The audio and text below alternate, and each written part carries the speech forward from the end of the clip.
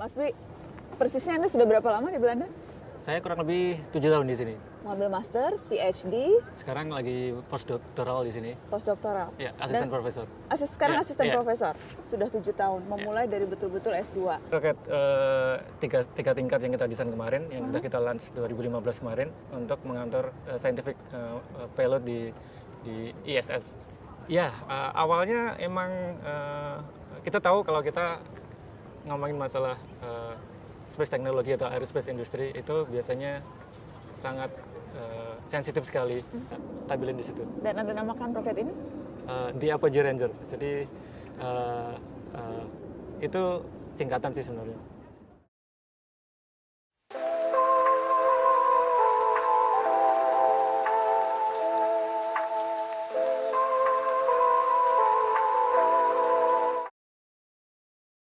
Halo semuanya guys, kembali lagi sama gue Aldo di Detektif Aldo. Dan kali ini gue kembali lagi dengan salah satu kasus yang sangat menarik ya. Ini dari bangsa sendiri gitu. Memang setiap tahun itu ya, di Indonesia tuh memang selalu ada orang-orang yang bergimik yang berhasil viral gitu di kancah dunia permayaan gitu. Dan pada tahun-tahun 2017, nama ini yang adalah paling kuat dan santer. Bahkan bukan hanya di dalam negeri ya, bahkan sampai ke luar negeri juga. Bahkan sampai sempat masuk ke Mata Najwa, saking dia tuh sangat berprestasi gitu sesuai dengan pengakuannya. Ini adalah kasus penipuan dari Dwi Hartanto. Jadi kalau beberapa waktu lalu gue sempat ngebahas tentang keponakannya Edi Tansil ya, yang nipu di Amerika. Nah kali ini ada Dwi Hartanto yang nipunya dari Belanda gitu. Oke?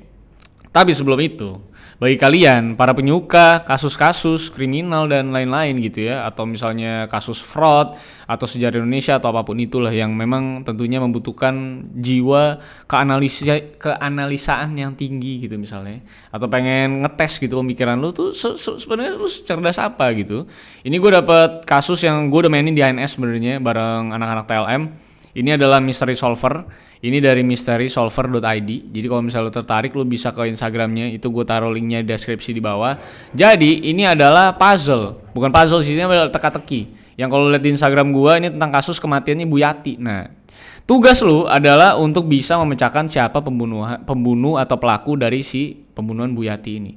Nah di sini bukan hanya sekedar file doang, tapi lu dikasih juga yang namanya DVD untuk lihat kamera CCTV, terus ada foto-foto TKP, terus ada bukti-bukti dan segala macamnya lah. Dan banyak banget yang memang kesannya memang betul-betul lagi megang case file tersebut.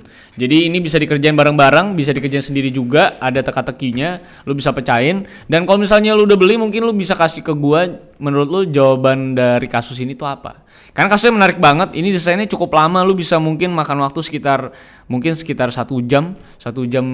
jaman lebih ya kalau misalnya lu kerjain sendiri, karena ini bakal cukup tricky dan cukup challenging dan cukup menarik tentunya dengan bukti-bukti tambahan dan segala macam yang keren banget menurut gua. Karena filenya semua dibikin sangat-sangat apik, layaknya lu lagi memproses sebuah kasus dan jadi detektif gitu. Ini kayak salah satu buku tersangkanya aja nih. Kayak gini, nih tersangkanya. Jadi ada profilnya, ada barcode-nya, dan lu bisa lihat video interviewnya dia sama polisi atau video interogasinya. Dan motifnya semua segala macam ada, terus ada rahasia-rahasianya yang harus lu buka, lewat teka-teki yang harus lu buka. Nah, itu menurut gua ini keren banget. Jadi lu bisa coba pecahin kasus ini yang lu bisa beli di mysterysolver.id yang ada di Instagram. Oke, so mari kita mulai kasusnya Dwi Hartanto. Ini adalah kasus yang seru banget menurut gue perjalanannya, karena sempat masuk ke Mata Najwa. Yang menurut gue Mata Najwa adalah salah satu acara jurnalistik yang cukup kredibel dan reliable pastinya, dan juga cukup seimbang. Jadi kalau masuk ke Mata Najwa menurut gue menjadi sebuah hal yang menarik untuk dibahas tentunya, ya kan? So, sebelum kalian nonton, silahkan untuk like, share, dan subscribe pastinya. Dan terima kasih juga untuk para member gue yang udah join. Sekarang ada 39 orang kira-kira. Terima kasih buat kalian semua. Dan tentunya fitur-fiturnya adalah kalian bisa nonton videonya terlebih dahulu lebih cepat daripada yang lain. Lalu gue biasa ngasih ke kalian BTS soal pergulatan gue dalam pembuatan video. Dan juga misalnya video-video gue yang susah untuk dimonetisasi karena mungkin keterbatasan dan segala macamnya. Dan pastinya kalian juga bisa dapetin badge dan emote saat gue lagi live streaming. Dan juga kalian tentunya bisa dapetin badge-badge di samping nama kalian yang bikin tambah unik gitu sebenarnya.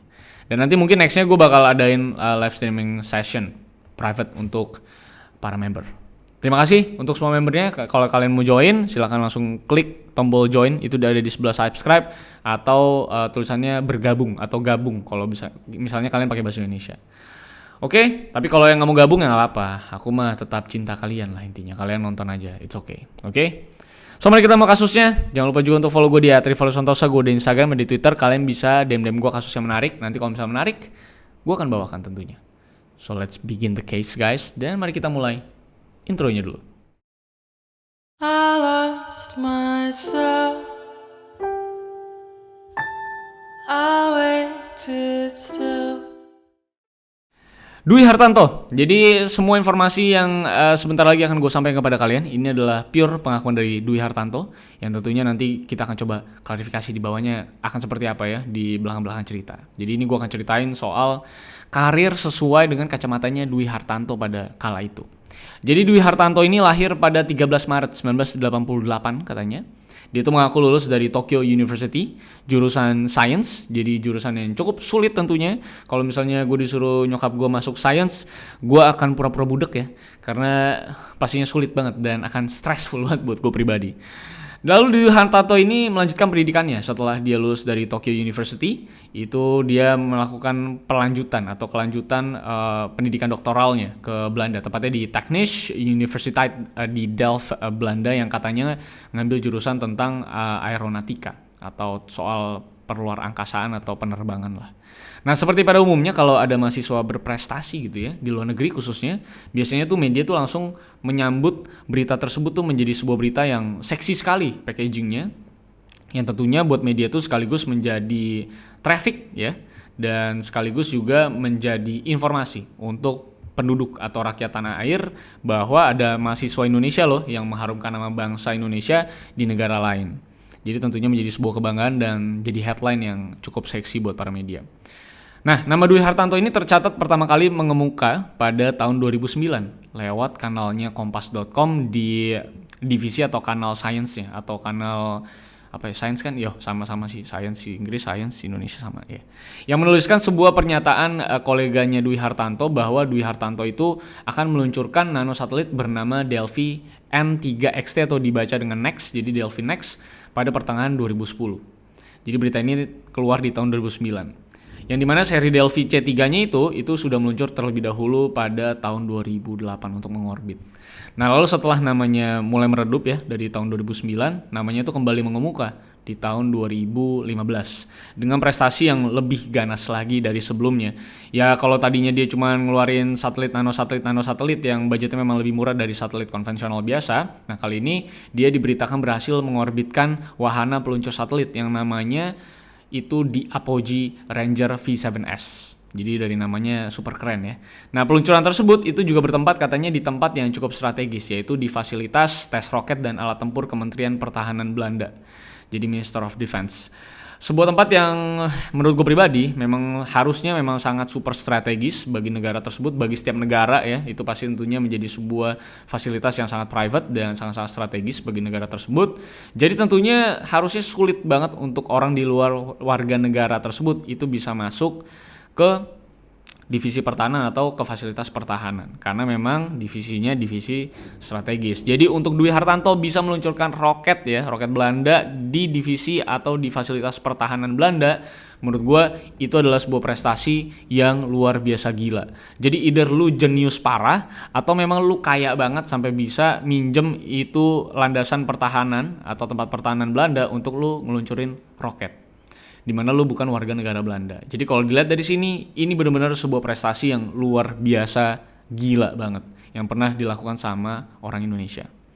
Nah, setelah 2015 meledak namanya karena urusan di Apogee Ranger tadi yang diluncurkan oleh dirinya, 2016 namanya juga semakin naik lagi dengan foto-fotonya bersama Habibie atau B.J. Habibie, dimana kata Dwi Hartanto bahwa B.J. Habibie katanya minta ketemu sama Dwi Hartanto perihal untuk ngobrolin soal studinya, soal kedirgantaraan. Nah, titik paling meledak dari nama Dwi Hartanto sebagai mahasiswa berprestasi Indonesia yang ada di Belanda, bahkan melakukan atau berhasil menembus achievement yang gokil banget, di mana lu bisa masuk ke divisi pertahanan Belanda dan meluncurkan roket di sana yang ternyata bikinan lu sendiri untuk Belanda gitu ya. Itu adalah saat dia berhasil masuk Mata Najwa. Dan karena memang dia juga mengaku bahwa dia itu sudah menjadi asisten profesor, di mana tentunya dia akan menjadi calon profesor. Dan akhirnya karena prestasinya dan gelarnya yang begitu besar, dia itu akhirnya diinterview sama Mata Najwa saat Mata Najwa itu sedang berpelesir ke Belanda dengan episode atau tajuk soal jejak Bapak Bangsa. Karena tentunya Belanda dengan Indonesia begitu erat sekali, mulai dari hukum apalagi. Jadi di jejak Bapak Bangsa tersebut, jadi dia si Mata Najwa ini ketemu sama banyak orang, khususnya mahasiswa-mahasiswa muda Indonesia yang sedang studi di Belanda. Dan tentunya eksklusif untuk Dwi Hartanto itu dibikin interview sendiri. Karena memang Dwi Hartanto terlihat atau mengaku memang begitu berprestasi di Belanda. Nah, di wawancara singkat Najwa dan Dwi Hartanto itu menunjukkan beberapa foto-foto di mana dia tuh sedang berpose dengan beberapa objek-objek aerospace seperti roket, dan juga foto-fotonya pun yang ditunjukkan tersebut diberikan sebuah cerita di balik foto tersebut. Mulai dari di Apogee Ranger yang dia katakan sebagai roket hasil kepemimpinan dia sebagai technical directornya, di mana di Apogee Ranger itu kan adalah roketnya Belanda gitu ya. Dan juga katanya di Apogee Ranger itu dia kasih itu menjadi nama singkatan. Yang walaupun singkatan di Apogee Ranger ini dia nggak kasih tahu nama singkatannya apa di akhir wawancara tersebut, dan katanya memang dia diberikan kuasa oleh pemerintah Belanda untuk bisa menamakan roket tersebut karena memang dia adalah orang yang bikin. Jadi ya silakan Anda kasih nama gitu sebagai bentuk kehormatan. Dwi juga mengaku bahwa dia memberikan elemen bendera Indonesia di Apogee Ranger tersebut sebagai bentuk nasionalisasinya dia, bukan nasionalisasi tapi nasionalismenya dia. Jadi karena roketnya dia yang bikin, dia juga diberikan keuntungan atau kehormatan untuk bisa memberikan sebuah elemen. Dia memilih bendera Indonesia untuk dilingkarkan di roket tersebut sebagai elemen yang dia pilih, sebagai bentuk nasionalismenya dia, yang which is rasanya agak impossible, tapi kalau misalnya dipandang dengan nada atau mata positif, ya itu sebuah hal yang tentunya sangat-sangat gokil gitu. Nah, selain urusan meroket, dia juga mengaku kenal dengan Ring 1 ISA, yang gue nggak tahu sebenarnya konteksnya ISA ini itu apa. Mungkin International Society of Automation, atau ISA apa, gue juga nggak tahu apaan karena dia nggak jelasin juga. Yang pasti dia tuh menyatakan bahwa dia tuh adalah satu-satunya orang non-Eropa yang ada di Ring 1 Project Aerospace Belanda tersebut. Jadi memang benar-benar apapun yang diomongin di Mata Najwa itu benar-benar sangat-sangat gokil menurut gue, karena jarang banget orang bisa kayak gitu, apalagi khususnya orang Indonesia, untuk bisa hands on ke project strategis sebuah negara lain. Selain itu juga dia mengaku bahwa selama ini saat Belanda melihat kejeniusannya dan juga kepintarannya ya soal yang namanya kedirgantaran atau aerospace, makanya Belanda itu sempat nawarin dia seringkali, bahkan bukan sempat lagi, seringkali nawarin dia untuk pindah kebangsaan. Nah, tentunya pindah kebangsaan ini berarti adalah Dwi Hartanto akan mendapatkan lebih banyak kesempatan untuk bisa megang-megang project-project yang lebih strategis dan lebih advance, bahkan lebih confidential dibanding sebelumnya. Karena tentunya untuk bisa megang-megang project-project yang strategis itu dibutuhkan warga negara Belandanya langsung. Nah, tapi memang Dwi Hartanto itu menolak tawaran tersebut beberapa kali karena dia masih punya rasa nasionalisme yang tinggi. Selain rasa nasionalisme, dia juga merasa bahwa kalau misalnya nanti dia pindah, dia takut ada yang namanya espionase dan segala macam, sehingga ngebuat dia enggan bergabung ke Belanda atau berpindah ke warganegaraan. Tentunya alasan satu-satunya yang pada dia saat itu sebut adalah soal nasionalismenya dia. Karena dia mau bawa ilmunya ini untuk bisa bikin roket-roket lokal ke Indonesia dan tentunya mengharumkan nama bangsa Indonesia. Ceritanya begitu. Nah, bahkan dia walaupun cuma ngaku bikin-bikin roket gitu ya, tapi dia juga mengaku bahwa dia itu sedang dalam tahap pembangunan dan pengembangan pesawat jet tempur generasi ke-6 atau 6th Gen Fighter Jet. Nah, kalau lu mau tahu soal 6th Gen Fighter Jet, itu harusnya udah hypersonic dan untraceable biasanya 6th Gen itu. Jadi lu bisa bayangin seberapa jeniusnya ini orang sampai dipercayain sama pemerintah Belanda untuk buat atau bikin 6th Gen Fighter Jet-nya negara Belanda.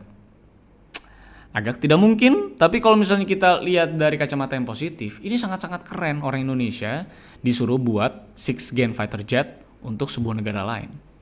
Kalau misalnya dia bisa bikin, harusnya dia bikin aja sekalian di Indonesia gitu. Nah, selain itu juga dia menyatakan bahwa beasiswanya selama ini itu dibayarin sama pemerintah Belanda. Yang konteksnya berarti dia itu berharga banget, bahkan menjadi atau dipertimbangkan menjadi salah satu aset yang dimiliki Belanda. karena bisa mengembangkan banyak hal, khususnya soal project-project yang cukup strategis di bidang aerospace.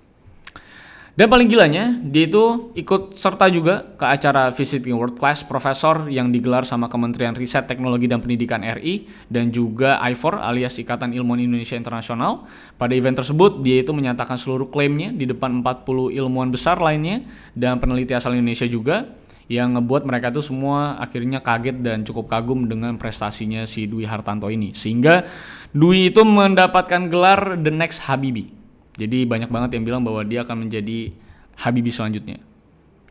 Tapi ternyata seluruh prestasi dan cerita yang barusan gue ceritain kepada kalian semua soal prestasinya yang begitu bombastis ya, ternyata itu adalah ilusi atau delusionalnya dia sendiri aja. Pada tahun 2017, namanya kini mengemuka bukan karena prestasi gemilang seperti biasanya di tahun-tahun sebelumnya, melainkan sebuah kabar bahwa tak satu pun yang dia katakan soal prestasinya itu benar dan alias semuanya adalah kebohongan. Di mana statement terakhirnya ada di bulan Oktober 2016 saat acara Mata Najwa. Bahkan sebetulnya teman-teman lamanya yang sudah kenal sama dia, yang sama-sama warga Indonesia dan juga tergabung dengan PPI atau Perhimpunan Pelajar Indonesia yang ada di Belanda, itu sebenarnya sudah tahu soal kebohongan Dwi Hartanto ini. Cuman gak mau ngelapor aja karena belum mau speak up soal itu. Teman-temannya juga sebetulnya sudah menegur Dwi untuk menghentikan kebohongan ini, cuman gak diladenin sama Dwi Hartanto, dan bukan ngaku, dia juga malah terus menikmati dan mengebuat yang namanya kebohongan-kebohongan lain untuk bisa naikin namanya terus, dan secara internasional pastinya. Dan akhirnya memang teman-temannya itu sudah cukup muak karena Dwi Hartanto nggak bisa dibilangin, dan tentunya ini bisa bikin nama para pelajar Indonesia jadi jelek gitu di mata Belanda. Akhirnya cara menghentikannya adalah rekan-rekan sejawatnya ini mengumpulkan sebuah informasi, dan informasi tersebut atau soal Dwi Hartanto ngebohong ini dibawa ke Deden, salah satu orang dari Ikatan Ilmuwan Indonesia Internasional, untuk diminta bantuannya untuk bisa mengungkap kebohongan Dwi Hartanto. Nah, setelah mendapatkan laporan tersebut, dibentuklah tim untuk khusus memang didedikasikan untuk menelusuri seluruh pernyataan Dwi Hartanto yang sebelumnya, sekaligus membuktikan apa yang rekan-rekan sejawat Dwi nyatakan kepada Deden sebagai perwakilan I4. Apakah memang betul-betul tuduhan ini benar? Pada saat itu, tim investigasi spesialnya ini berhasil mengumpulkan beberapa hal.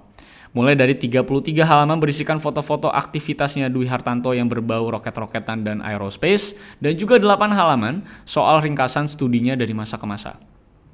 Nah, tim investigasi ini pun dengan gigih terus mengumpulkan bukti-bukti valid untuk bisa mendorong Dwi ke kenyataannya sesungguhnya, karena Dwi sendiri nggak mau mengakui seluruh kebohongannya dan lagi seneng-senengnya dengan yang namanya nipu-nipuin orang, dan dia juga sedang dipuja-puja sama bangsa dan ada di seluruh media Indonesia. Tapi ternyata memang kegigihan tim investigasi khusus untuk mengungkap yang namanya kedok Dwi Hartanto ini akhirnya membuahkan hasil dan menemukan bukti-bukti konkret untuk bisa ngebongkar kebohongan satu negara Dwi Hartanto ini. Dan setelah terbongkar inilah, barulah Dwi Hartanto mau tidak mau, dia itu harus ngaku atas semua kebohongannya, bahkan diharuskan menuliskan permintaan maafnya dan juga pengakuannya atas seluruh kebohongan yang sudah dia buat selama ini, yang ditumpahkan ke publik bahkan sampai viral di acara Mata Najwa dan di Indonesia pada tahun 2017-an. Mulai dari dia nggak pernah kuliah di Tokyo, tapi lulusan sebenarnya dari Institut Sains dan Teknologi Akprin Yogyakarta, dan sebenarnya dia tuh ngambil jurusan teknik informatika dan bukan sains. Lalu secara umur dia juga korupsi ya, dimana saat tahun 2017 saat dia mengaku umurnya baru 28, ternyata umurnya itu sudah 35 tahun. Dan ternyata lahirnya itu di tahun 82 dan bukan 88. Tentunya alasan ini untuk ngebuat supaya dirinya itu terlihat lebih jenius di usia muda gitu kan. Jadi lebih kelihatan keren tentunya. Nah, terus pengakuannya soal postdoctoral assistant profesor satelit dan roket itu juga tipu-tipu semua, karena dia sebenarnya cuma postdoctoral biasa dan hanya di jurusan Intelligent Systems dan Virtual Reality. Dan terus pengakuannya soal technical director atas pembuatan dan peluncuran roket di Apogee Ranger yang katanya dia juga ada singkatan ini juga ternyata bohong, dan fotonya yang ditunjukin di Mata Najwa tersebut hanyalah proyek roket amatir yang diadakan di universitasnya dan gak ada hubungannya dengan divisi pertahanan Belanda yang tentunya sangat-sangat strategis tersebut. Soal dia dipanggil Habibie itu juga ternyata adalah kebohongan. Foto dia sama Habibie itu ternyata hanyalah sebuah request dari Dwi Hartanto sendiri untuk foto sama si B.J. Habibie saat di sebuah pertemuan. Karena pada saat itu dia tuh sempat diajak sama duta besar Indonesia yang ada di Belanda untuk bisa ketemu B.J. Habibie. Karena pada saat itu Dwi Hartanto masih dinilai menjadi seorang mahasiswa yang sangat-sangat berprestasi dan kebohongannya belum terungkap. Jadi bisa ketemu sama B.J. Habibie selama 10 menitan. Dan B.J. Habibie juga bilang bahwa memang dia nggak pernah diajak sama B.J. Habibie, tapi memang dia cuman diajak foto sama si Dwi Hartanto ini dan ngobrol sekitar 10 menit, dan B.J. Habibie tentunya sangat menyayangkan apa yang telah dilakukan sama si Dwi Hartanto ini. Nah, pengakuannya soal beasiswanya itu dikasih sama pemerintah Belanda tentunya sangat-sangat bohong, karena menurut Belanda dia juga bukan aset dan bukan apa-apa. Jadi memang ternyata semua beasiswanya itu datang dari pemerintah Indonesia. Karena memang sebenarnya dia itu cukup pintar gitu, cuman tidak sepintar yang diberitakan atau yang diakui. Setidaknya ada puluhan kebohongan yang dia catatkan sebagai pengakuan tertulisnya. Lu bisa baca mungkin lengkapnya di beberapa situs. Tapi yang cukup ironi memang adalah saat kita mencoba loncat ke orang tuanya gitu. Apakah memang orang tuanya tahu gitu ya soal Dwi Hartanto ini? Tapi memang ternyata setelah di cross check ke rumahnya Dwi Hartanto, di mana di situ tinggal tuh ibunya seorang, itu bilang bahwa dia nggak pernah tahu soal kabarnya Dwi Hartanto, bahkan dia juga nggak tahu jurusannya Dwi Hartanto di Belanda itu apa, dan bahkan orang tuanya tuh bener-bener baru tahu bahwa Dwi Hartanto itu dapat penghargaan itu ya juga dari TV. Dan kalau sekarang tiba-tiba penghargaannya yang juga gelarnya atau bisa dibilang klaimnya sebagai the next B.J. Habibie juga sudah dicabut sama pemerintah Indonesia, itu juga ibunya tahu dari TV dan bukan dari Dwi Hartanto. Yang lebih sedihnya lagi, ibunya itu juga bilang bahwa mohon dimaafkan Dwi Hartanto ini gitu ya, segala kesalahan dan segala macamnya. Dia juga minta maaf mengatasnamakan Dwi Hartanto, bahwa dia sebagai orang tua tuh minta maaf banget kepada pemerintah Belanda, semua orang untuk bisa maafin si Dwi Hartanto ini, dan dia cuma pengen Dwi Hartanto itu pulang karena udah 2 tahun gak pulang sejak isu-isu tersebut atau kabar-kabar itu tersebar. Jadi mungkin udah pulang sekarang atau belum, gua nggak tahu juga update-nya kayak gimana karena udah nggak ada update-nya juga.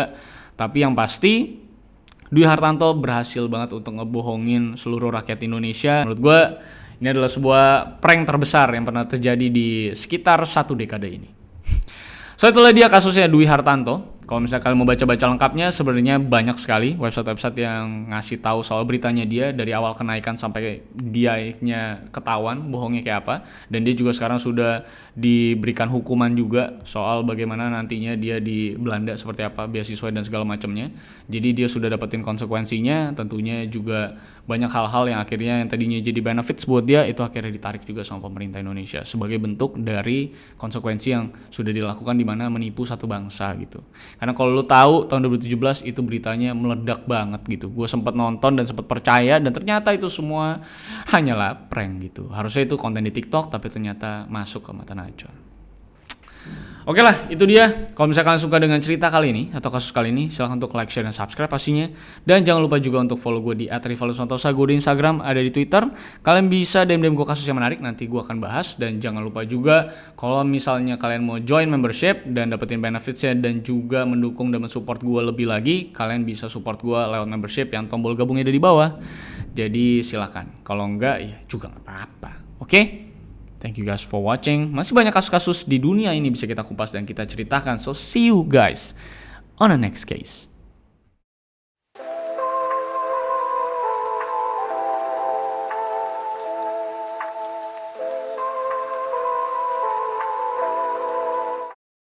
I lost myself.